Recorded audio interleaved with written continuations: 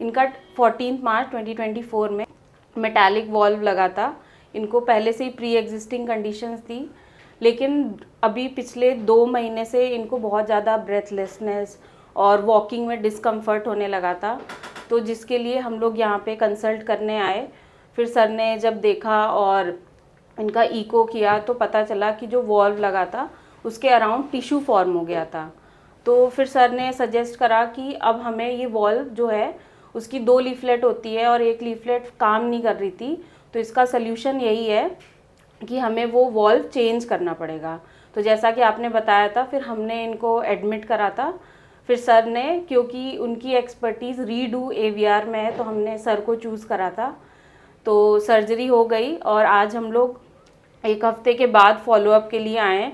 पिछली बार भी through out the surgery मैं इनके साथ थी जर्नी में और इस बार भी थी। तो पिछली बार की कंपैरिजन में इस बार जो हीलिंग जर्नी है वो बहुत फास्ट हुई है। जैसे अभी ऑलमोस्ट 1 हफ्ता ही हुआ है, लेकिन इनका जो स्टिचेस था वो ऑलमोस्ट हील हो गया है।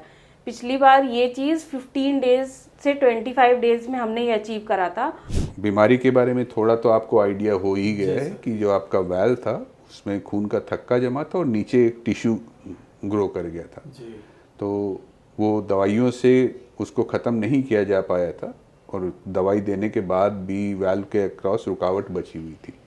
तो उस वक्त फिर हमारे पास ये कोई चारा नहीं था बजाय कि वैल्व बदलने के लिए। तो पिछली बार चूँकि मैकेनिकल वैल्व लगा था, परंतु अभी हमने आपके टिश्यू वैल्व लगा दिया है और उस जगह को बड़ा करके टिश्यू वैल्व लगा दिया है ताकि आपको 20 साल के बाद दोबारा कुछ करने की ज़रूरत पड़े तो ऑपरेशन करने की ज़रूरत नहीं पड़ेगी। 20 साल के बाद हम जांग के रास्ते जाकर भी उसमें वैल्व बैठा सकेंगे और अब खून पतला करने वाली दवाई की ज़रूरत भी नहीं रहेगी, वैल्व बंद होने का डर भी ख़त्म हो जाएगा।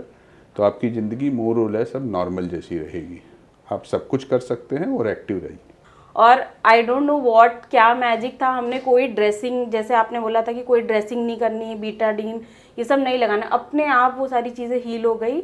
और बॉडी वाइज जो खुद से उठना, खुद से जैसे बेड से उठना, चलना, वो मतलब ये चीज़ हमने जो 1 वीक में देखी, ये हम 15 से 20 डेज में देख पाए थे। तो we are really thankful to you sir. पता नहीं आपके हाथ में मैजिक है या जो आप टेक्नोलॉजी यूज़ करते हो। We strongly recommend you. यही रहता है कि एक single valve surgery in lifetime उठ के करते तो छोटा वैल्व लगता जी। छोटे वैल्व में यदि 20 साल के बाद नेक्स्ट वैल्व डालना पड़ता तो बड़ा मुश्किल होता। वो 2 स्टिच हैं, वो भी वायर है, वो धागा है जरा सा, हाँ। वो भी कटवा लेंगे वो भी ऊपर। और अभी INR आज का कितना है? INR आज तो नहीं करा था, लास्ट कब था? 11 को करा था हम लोगों ने, तो 3.5 आया 3.5 था। तो उसके बाद हम लोगों ने भेजा था जो INR टीम है उनको, तो उन्होंने बोला था 112 mg खिलाएंगे। ठीक है, उसमें डिस्कशन हो चुका है। तो INR इनको जो है जो एसिट्रोम है कुल मिला के 3 मंथ के पीरियड के लिए देना है और इनका INR 2 से 3 के बीच में रखना है। ये चीज़ आप अपने लेवल पे मेंटेन कर लेंगे और खूब एक्टिव रहिए, घूमिए फिरिए, पार्क में घूमने जा सकते हैं, वो मॉर्निंग वॉक पे जा सकते हैं, अपना सारा काम कर सकते हैं, स्टेयर चढ़ सकते हैं और कोई लाइट एक्सरसाइज करना चाहें कर सकते हैं। ठीक है सर, कोशिश तो मेरी पूरी ही रहती है कि हम किसी का सपोर्ट ना लें। जितना आप अपने आप करेंगे उतनी फास्ट रिकवरी होगी, ये चीज़ आप देख चुके हैं। क्योंकि फर्स्ट सर्जरी जब हुई थी मेट्रो हार्ट में, तो मैं अपने से उठने के लिए कम से कम मुझे 25 दिन लगे थे। नहीं, कोई बात नहीं, पुरानी बातें भूल जाइए, वो तो सबका अलग अलग स्थिति रही होगी शरीर की। लेकिन अभी जो है, अभी मतलब कम से कम 4-5 दिन से मैं, बेटी रहती है बगल में, लेकिन मैं अपने से उठता हूँ, टॉयलेट जाता हूँ, फिर लेट जाता हूँ।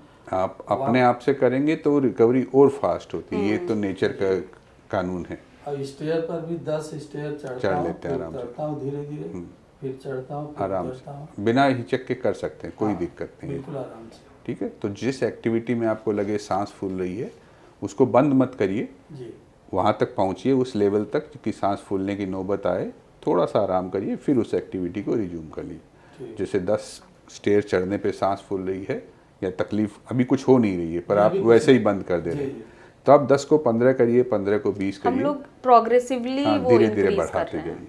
ठीक है, ठीक। और रोज़ नहा सकते हैं, आराम से नहाइए, खून में साफ सुथरा रखें और किसी को कोई चिंता करने की ज़रूरत नहीं।